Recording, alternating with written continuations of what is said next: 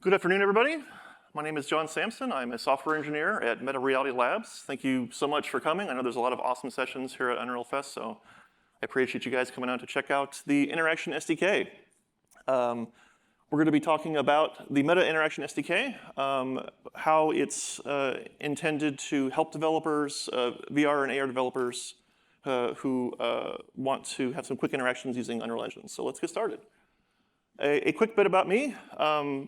Professionally, I've been an Unreal developer for about 8 years now, 4 years at Meta. Before then, I was at a startup using Unreal to generate synthetic data, and before that, I was at an indie game studio. But personally, I've been playing Unreal games since 1999. I'm pretty old school there. Unreal Tournament. I did modding and mapping for UT 2K4. Still holding out hope for an Unreal Tournament sequel to actually happen. We'll see. Suffice to say, I've been involved with Unreal both professionally and personally for some time. So let's talk about what we're going to talk about. I'm going to touch a bit on Meta Reality Labs itself, the Interaction SDK team, the team that I am a part of, and also want to give some context for the for Unreal Engine development at Reality Labs. I feel like it's good to kind of get some signal boosting about what we have on offer there. Then we're going to dig into the Unreal Interaction SDK itself. We'll talk about all the various interactions that we support out of the box, talk a bit about the architecture of the plugin, its goals. We'll do a quick walkthrough of just to kind of show how easy it is to get started with the ISDK. And we'll talk about how to get the ISDK, forthcoming features and feedback, and then if we have enough time, which we should, we'll do some Q&A if anyone has any questions. So let's start at the top. Reality Labs, the North Star of which is to help people feel connected anytime, anywhere. And that is done through our hardware and our software. So hardware, the Quest series of headsets that many people are familiar with, our Ray-Ban AI glasses, the Horizon OS that runs our hardware, as well as things like the Horizon Worlds platform where users can create VR worlds and connect there. So we really do look at our goals through this lens of helping people feel connected through. We want to make it easy for VR developers to achieve this through applications, through games. We want to help people get connected. So that still rings true for us on our team as part of Reality Labs. The Interaction SDK team itself is, as I say, within Meta Reality Labs with the goal of empowering both internal and external AR, VR devs by providing interactions that just feel great. We want them to feel crisp, consistent, easy to use, but will be there for the whole life cycle of development. It is optimized for the Horizon OS and Meta hardware, but because it's built on top of OpenXR, it's also designed to work cross-platform. It's not required that you target Meta hardware, it's just optimized for it. So, but we do want to make cross-platform, it is a goal of ours. So our team is actually 3 pods. We have the Unity pod, which was the original project from a few years ago, in use by lots of games, both in development and released. We have the Unreal pod, which is myself and my friend and colleague Andrew Black here, who came out October 24. So we're just pretty new. We have a pretty small user base. We're hoping to grow it. Some applications are just now coming out. Many others are in development. Those are the external-facing pods, but internally, we also use Interaction SDK for the Horizon OS. So when you put on the headset and you're poking buttons and you're poking panels, that actually also is using ISDK. So we want these 3 to all feel consistent. You know, when you're in the OS and you jump into an Unreal app or a Unity app and you're in the OS, these should all feel consistent. They should feel good. They should feel responsive. So that's the goal of our overall team. I want to touch on Unreal Engine development targeting the Horizon OS at Reality Labs. We have quite an ecosystem of free development tools. We're a small part of that, but I want to explore the whole ecosystem for a little bit. We have the Meta XR plugin, which is sort of our all-in-one massive plugin that accelerates development. Anyone who's probably touched VR development targeting Meta has probably seen this, but if you haven't, it's definitely where I would start. It provides features, anchors, pass-through, improved hand tracking, things that are optimized for our hardware. We have the Meta Unreal Engine fork, which contains the XR plugin, but is also a fork of the Unreal Engine that contains optimizations for lighting, all sorts of things that improve the experience on the headsets. We also have the Meta XR Simulator. This is a tool if you're doing XR development on for Meta headsets in Unreal. I highly recommend this tool. It does what it says on the tin. It lets you in Unreal simulate a scene without having to put on the headset. Fantastic for debugging if you just want to see if something spawned or if something spit out to console log. And then lastly, the MetaQuest Developer Hub is also a fantastic tool. You can download SDKs through it right to your disk, including ours. You can manage your headset, get logs. Yeah, so it's if you're interested in XR development, these are the 4 things that I would start with. After that, there's a family of free SDKs, of which we aren't included, that are also developed by Reality Labs, targeting Unreal development for XR apps. Haptics for controller feedback, voice, movement, audio, MR Utility Kit, which is like understanding your surroundings so you can place virtual objects in your real environment, platform, which helps support achievements, multiplayer, all that kind of stuff. And then there's us, the Interaction SDK. So, what is in the Interaction SDK? It's best to think of this as a toolkit. This is not going to it's not going to do everything, but we want it to do enough in terms of the interactions you need. We have a wide suite of interactions, and we'll dig more into those here.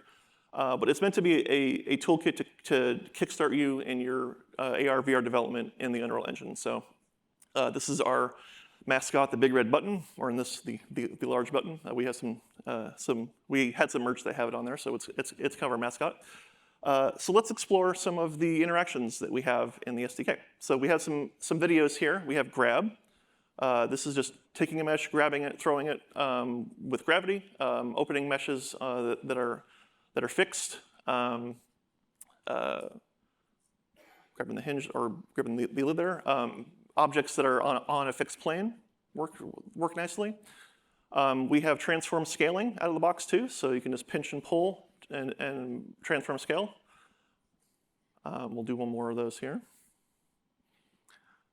We also have as an optional to hide the hand when you grab it, or controller, as a thing that you can configure. And then we have hand grab poses. So this is asserting a specific pose when you grab an object, in this case a mug. So if you grab the handle, the hand should make a gripping motion or a gripping pose. You can configure these however you want. In this instance, we can see we're actually snapping the object to the hand, which you could do the opposite, and we have some other ways to configure it. Poke, featuring our mascot, the big red button. Poke does what you think it does. You poke objects, meshes with your finger. We have these hover buttons in the scene. These are also as part of our pre-builds. Poking and scrolling a widget. So this is interesting. This widget is nothing that we have set up. This is an Unreal widget. This is all we've done is drag a component to it, and it just works. So it's interpreting the mouse clicks and drags the same as it is for poke. So it's very easy to get widgets going in VR, and we'll actually see a little bit of that shortly.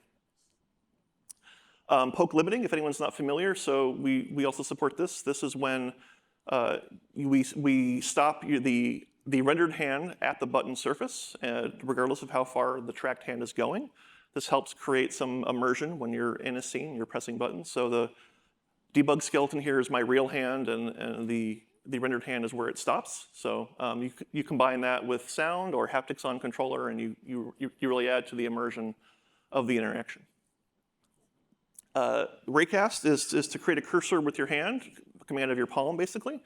Where you will hover over surfaces and you'll pinch to select and scroll. This is also just a standard widget that we have, nothing special about it, with a horizontal scroll box. And it's just accepts those inputs very easily. Distance grab and manipulate is a combo of grab and ray, where you can snap objects to your hand through a raycast, and then they act like a grab. You can also grab them from a distance and manipulate them like if they were being grabbed. So I'll grab some squares, I'll grab this box just to show, put the box in the box, and then we have, just as before, anything that's on a certain planar axis works as you would expect. And everything that I've shown so far is with hands, but we of course support controllers. Here I'll start with hands and I'll switch to controllers. Every interaction that I've shown works with controllers as well. We also have options for rendering the hands as animated hands using an animation blueprint, dynamic hands, which pulls from the tracking data of what you're doing, static hands, or hands from the controller. So we have lots of options for controllers as well, but hands are good. So let's talk a bit about the architecture of the Unreal ISDK. It does work best with the Meta XR plugin, as I've said, which allows us to leverage device-specific features. We also have a version of our project that just is OpenXR, that does not depend on the Meta XR plugin. So we're trying to make sure that we cover all our bases. The plugin includes core classes, some pre-builts, which we'll dig into a little bit, as well as some editor time tools. So for example, we have some in-editor tooling for adjusting hand grab poses. So you'll get a little widget that you'd expect in Unreal to adjust it, and it works like you would hope it does. We really want this plugin to feel native to Unreal. You know, we're Unreal developers ourselves. We know what to look for in apps and plugins. So we've tried to do our due diligence to make sure we're exposing as much as we can. So view functions and view properties with good comments for discovery in the editor, making sure all of our core classes are blueprintable and thus extendable. We want to leverage components wherever possible, so dragging components onto components or dragging components onto actors. We want that developer flow to be the main one where possible. And then delegates, of course. All of our pointer events and state change events, and we'll see those a little bit, are all delegates that can be bound to. We want to, to find the things that you expect to find when you open an Unreal plugin. So we're trying to achieve that. Also taking advantage of U assets on disk. So we have some instances where you can use a configuration U asset and just drag it to various interactables and it'll just work. As well as some data assets, for example, hand grab poses are actually just a data asset on disk that you can, as a U asset, so it has factories and all the in-editor tooling that you would expect. So we also have a collection of pre-builts. Think of these as building blocks that you can drag into your scene. Ideally, they're easy to use. They get you started quickly, but they help you solve complex problems very easily. You know, we want to take the stress out of how do I get an interaction in my scene or my app working well. The idea from us is to just drag these in there and it just works. You don't have to worry about it. But they are highly configurable. Not only are they easy to drag in and iterate with, but they're also performant and high quality. We want these to be interactions and pre-builts that you use throughout the entire development process. As well as extendable. We know devs always want to make things work for their app. We've done that too. So we want to make sure that these are extensible, well documented, and we want to stay out of the way of what devs are doing. We don't want to put all of our stuff in your way. We want to just sit in the background, do what we do, use us what you need, and just kind of stay out of your way. And then we have the samples project. So this is a project that obviously depends on the Unreal ISDK. It contains a sample pawn, which we'll explore a little bit, with all pre-configured components to get you started for controllers and hands. Multiple sample environments, everything that you saw me doing with the throwing and the poke and all that, that's all from our sample scene, so you could go play with that now. And this is hosted as a GitHub project under the Oculus Samples umbrella. So it is out there and available. So let's take a quick look at the pre-built pawn in the samples project. This is a peek under the hood. You don't have to set this up this way. This is just when you drag the pawn into your scene or you set it up in your game mode. This is an abstract of some of the components. So it is an actor as you'd expect. The root components are the motion controllers. These are just Unreal motion controllers. These are not anything that we've done, because if it's not broke, why fix it? So we have left and right motion controller components. Attached to those, we have a controller. We call them rig components for controller and hand. On each of those, we have this array of subcomponents. So hand visuals, which will render the controller or the hand. And we have our interactor components. And this is important because it establishes that it's good to point out, because we have an interactor interactable relationship in ISDK. So these are the interactors. They will be seeking out interactables. And there, if we have a grab interactor, you can guess there's going to be a grab interactable, and we'll see that again. And we have input actions as well that leverage the Unreal actions. And we have these all per component. So if you wanted to configure something a little differently for hand versus controller, this is why you would tweak it here. So we have both sets here. So what we're going to do is we're going to do a walkthrough of just to show how easy it is to get started with ISDK. We're going to jump into the VR template map. Anyone, again, who's touched VR Unreal has probably seen this map. We're going to open this and play around with some of the objects that we find inside, kind of ISDK-ify things a little bit, just to show how easy that is to do. So we're going to set up an existing widget to receive ray and poke. We'll set up an actor so it's ISDK grabbable. We'll then update that actor to respond to pointer and state events, just to show how our delegates are working. And then that shouldn't take too long. So let's get started with that. So first thing, we want to set our sample pawn as what we spawn when we begin play. Pretty straightforward. This is the only real configuration we have to do to the project to start using ISDK other than having it be a plugin. So we're just going to set our default pawn class to the sample pawn. This is the widget we're going to play with. This was just in the project. I didn't make this. I've not modified it. This is the widget menu view asset that is in the VR template project. So we're going to start. I have an empty actor here. I'm just going to add a ISDK widget component to this actor. Once I've done that, I will specify which widget I wish to render. That'll be the widget menu one that we are targeting. I will set the scale appropriately so it's a little bit bigger for us to see when we're in VR. Compile, save, and drag it into the scene. Face it so the user can actually see it and interact with it. That's it. And then we'll save. And then we'll see that real quick. So here we are in VR, just right after saving, there's our widget.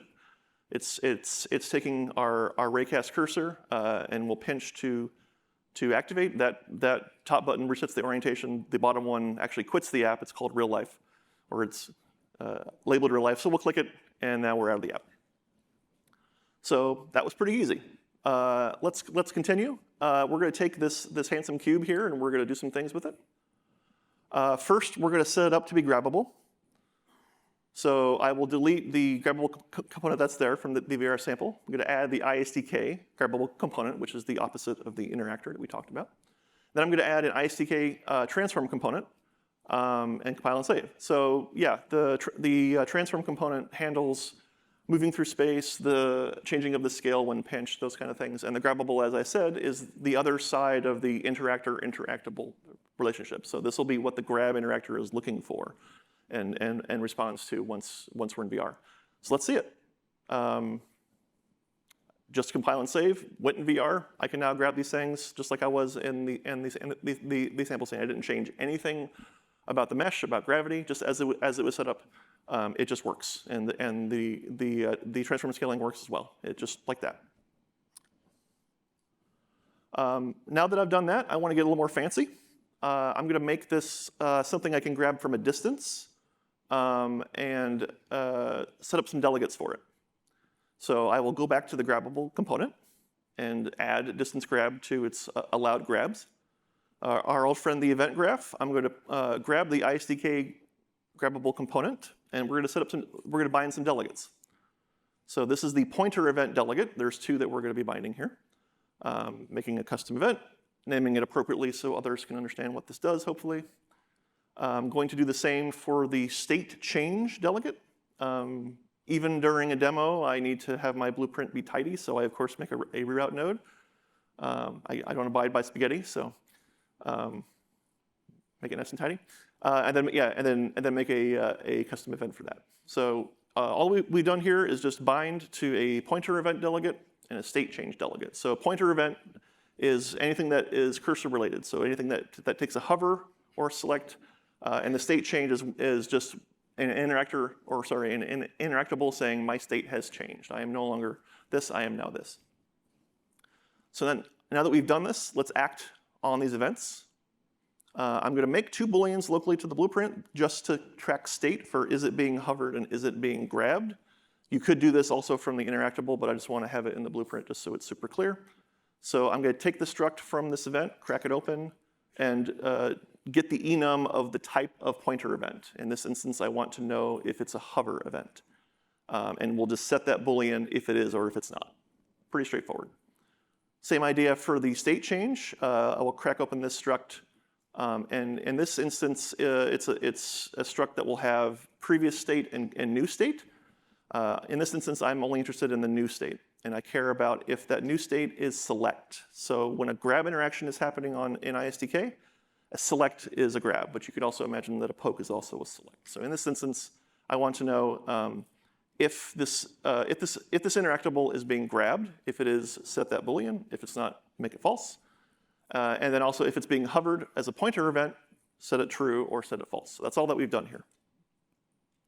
I'm not going to walk through this because it would be quite boring. It's not relevant. I just made a quick function that will set the mesh, the material of the static mesh of this actor, depending on the state of those 2 booleans. So if it's completely idle, I want it to be yellow. If it's being hovered, I want it to be blue. And if it's being grabbed in any way, I want it to be red. And these are, again, just materials that were in the project. I didn't make these. I just picked these because they look nice. So we're trying to use what we can in the situation.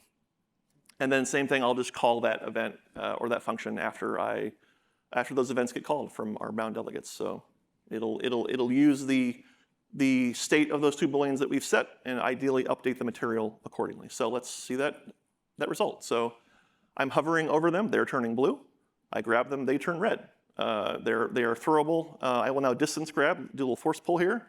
It's still being grabbed because it's a grab is a grab if it's remote or up close. And yeah, just like that. This just works as we expected it. Show off a little physics there. And it scales. It does everything that we would expect our grabbables at this point to do. So yeah, that took, I don't know, 5 minutes, if that, and with a little bit of skipping for the function, but very little time to get started, right? To just make something grabbable, make a widget that you've put a lot of time into, be able to take poke and ray. I could have also poked that widget if it was a little closer, but I just chose to show array. But it would take all the same interactions that you would expect. So kind of. Hopefully this has demonstrated that with ISDK you can get started pretty quickly, which is the goal. Hopefully you're asking, well, how do I get the Interaction SDK now that you're excited about it? This is a direct download link. I'm going to have some business cards in the hall or here, which will also have this link on there. We're on the MetaQuest Developer Hub, as I mentioned earlier, which you can download us. And other SDKs as well. We just hit Fab, so we're super excited to be on Epic's Asset Store. New features that are coming up. So we have hand pose recognition coming out soon. So that's when a hand is in a certain pose, we will trigger a delegate that you can bind to, and you can register multiple poses, and you can decide how to act on those events. We have a poke limiting refactor coming up. It's mostly for controllers. You saw me earlier. Controllers were working with poke limiting, but that's actually not live yet. That's coming soon. And the ability to assert your own custom hand meshes for the hand visuals. And we generally try to put out a version every month. We'll usually try and have a couple features in there, a couple quality of life things, some bug fixes if we get reports. That's generally our cadence that we want to try and keep up with. The future of the Interaction SDK. So we have a lot of ideas, a lot of things on our roadmap, a lot of things that we want to improve. I'm sure there's things that perhaps have come to mind that I didn't show. And that's because, like I said, we're a pretty small team and we're pretty early. We've only been around for about 8 months or so. We're still trying to build a user base, and that means we're very interested in feedback. We'd love to know if people have tried it, what stopped them from using it in the app, what features would get them to use it in their apps. We want to really start this strong feedback loop with our users and to sort of build that out. So, and we will take all that feedback. We will take that communication from our community and actually update our roadmaps accordingly. We want this to be something that our user base uses. Like, it does us no good to make stuff that no one wants to use. So we want to be very targeted with this. I mean, we've done some VR development on our end, and we have a sense of what the industry is doing, but it would also help to get that guidance from the community, especially Unreal developers. If you have that feedback, or if in the future you use ISDK and you would like to tell us about it, here are some ways that you can do so. You can post on the Meta Community Forums under the Developer Unreal VR category. As I said, we have the sample project that you can go post to. You can email me if you don't want to do any of those things. You can come talk to me out after the session if you don't want to do any of that. If you have some hot takes, I would love to hear it. So yeah, in summary, we're extremely excited about supporting Unreal XR development. We really want to empower developers to find the fun. I really think there's a lot of open roads still in this industry. There's a lot of room for killer apps that haven't come out yet. There's a lot of space in this industry that hasn't been explored, and I think the Interaction SDK is perfectly fit to help Unreal developers do that. We want to make it, as you've seen, super easy to iterate and find the fun, figure out what that fun interaction loop is like in XR, and hopefully we are a part of that, and we make it easy for you to do that. And that's been our entire goal. So that'll be it. I'm happy to take some questions.